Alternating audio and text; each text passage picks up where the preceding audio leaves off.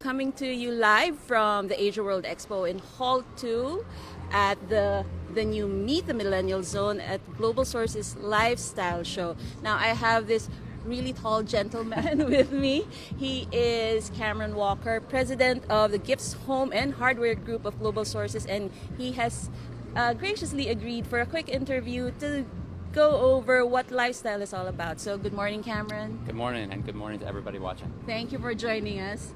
All right, I'll start immediately. So how did lifestyle evolve and why lifestyle?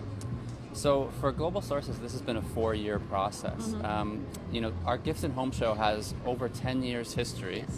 Yes. 4 years ago, we decided to change the positioning. We wanted to do more curation. We wanted to find more creative products, more green products. That's what the buyers were asking for. There's other trade shows out there, but they kind of were seeing the same things at all these shows. The suppliers were telling us that they were starting to design their own products, and they wanted a platform to push those to the buyers. So what we did 4 years ago was we started to move in that direction. Today is kind of the culmination of that 4-year effort. We think that we've done enough. Where that's basically what you'll see if you come to the show. You'll see leading edge of design in China. You'll see the most creative products that the Asian suppliers are designing. So what we did to kind of, as our coming out party, we decided to change the name of the show from Global Sources Gifts and Home to Global Sources Lifestyle. And by doing that, we want the buyers to clearly see that there's something different here, and get more of them to come over. And also we want the suppliers to see that this is not just a normal Gifts and Home trade show. We're looking for suppliers that have leading edge designs. We're looking for suppliers that have new things, green things. And that's basically what the lifestyle rebranding is all about. Yeah, and you're also on trend with the eco-awareness thing and all that. Correct. Yeah, correct. and one of the keywords here is curated. We have analyst choice. We have cool design gallery, so that means we've vetted the products here and making sure. So we made sure that these are very unique, very cool in their own little way, right? Right. So one of the key differentiators for Global Sources as a trade show exhibitor that I think most buyers probably don't know is that we have 150 people in China, kind of all corners of China, who visit suppliers on a daily basis. Whereas most other trade show organizers the booths are sold through agents. Okay.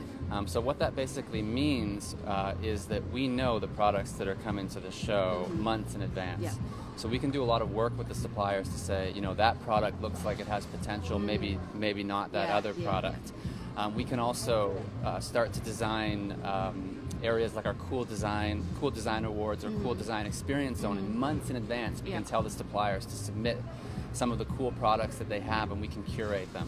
So when you go to other shows, you don't see that because in general the exhibition company doesn't have that tight of a relationship with the suppliers as we have. So we're highly selective. Yeah. All right.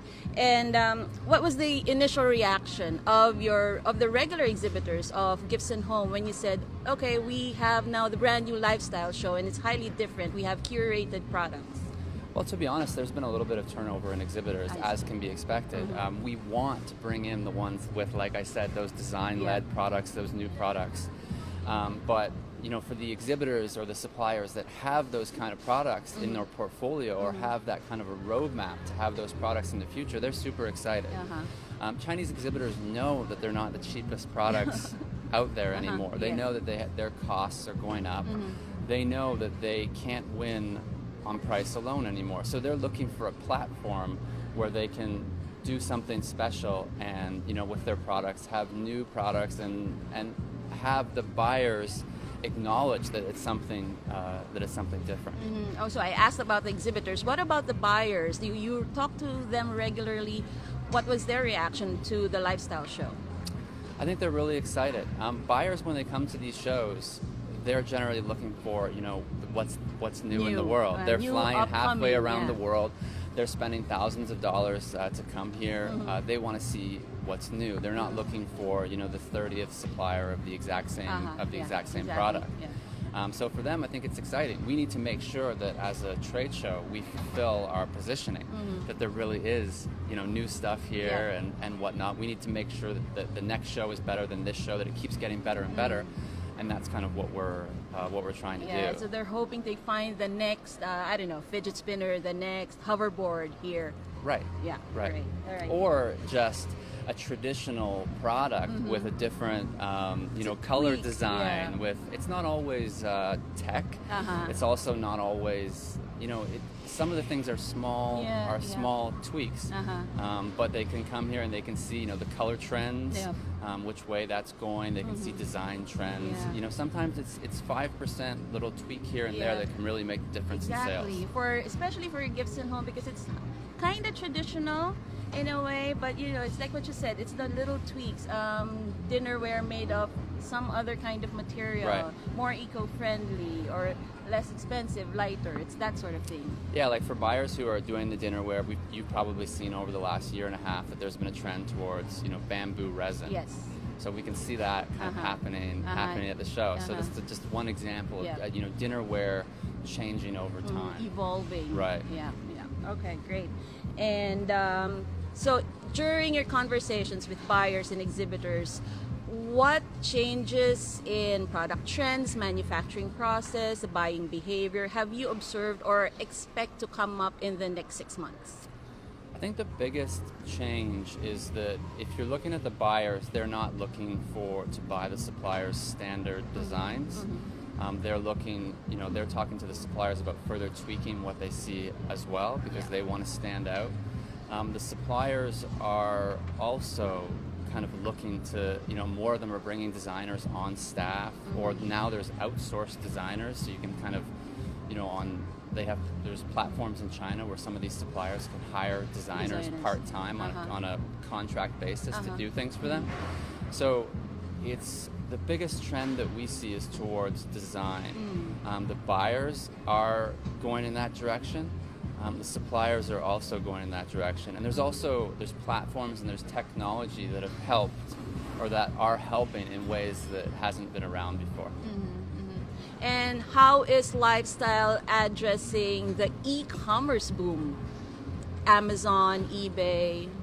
So there's some suppliers here that specifically cater to that group of buyers.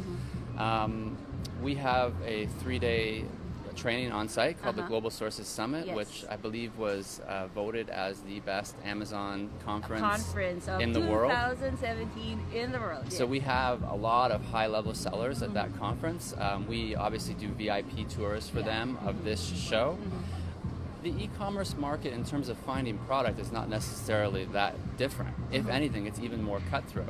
So those kind of buyers are looking for, what's new. Yeah, unique, different. And, they even need to be further ahead than maybe a buyer who's selling in retail. Because, there's stuff on Amazon from everywhere. And you can't be the 30th person to be selling an ordinary stuffed toy. Exactly.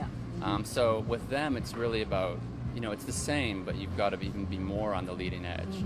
So that's the 4th or 5th time we've held the summit, I believe. So, it keeps getting bigger and bigger. It keeps getting better and better. And the buyers, part of that experience for them is coming to the show and seeing the products. So they get the all-around experience. So they attend the conference, get the VIP tour, look at the show, do the initial sourcing, initial vetting. Great. And a couple of questions. I know you're very tight on time. Let's look 5 years into the future. What do you see lifestyle evolving into?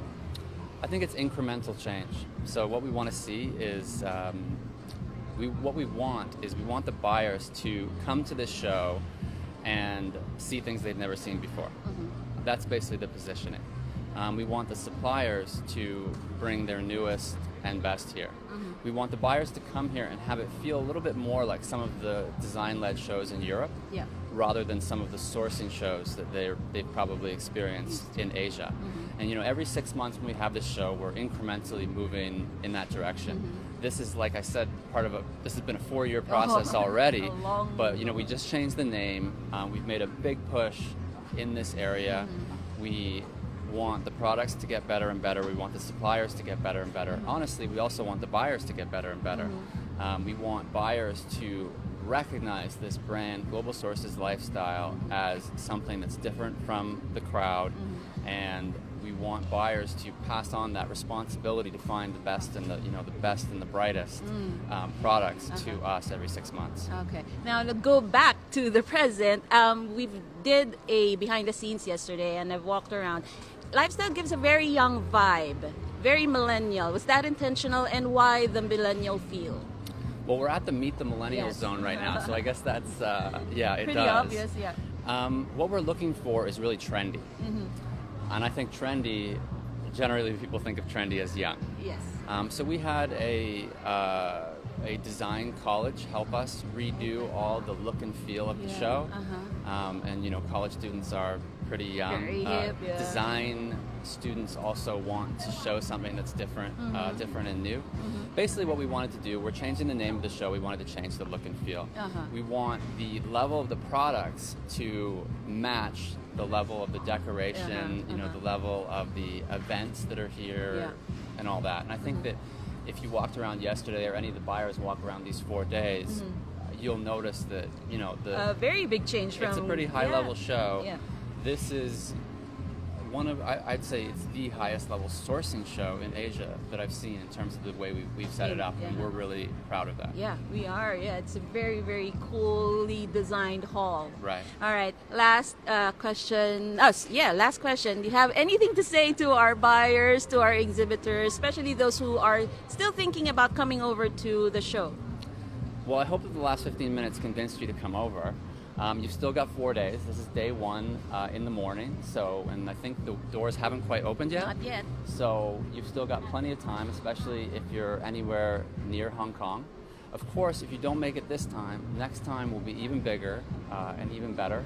And I hope that whether you're an e-commerce buyer or whether you're just a traditional B2B buyer, you can probably hear that this kind of a positioning will help you find new and better products, and will help you beat your competition. So I think that Global Sources Lifestyle Show fits the buyers that are looking for those kind of products, and we would be excited to see you, hopefully this time, and if not this time, then next time. Make sure they come over next time. Absolutely. All right, thank you Thanks so very much, Cameron. Yeah, I won't keep you long because you have a really busy day ahead, so I'll wrap this up. Again, thank you very much for joining us. This is the Global Sources Lifestyle Show at AsiaWorld-Expo. For all the details, go to globalsources.com/exhibitions so you can pre-register there. It's free. You get free transport. I will see you around for more live demos and tours later. Thank you.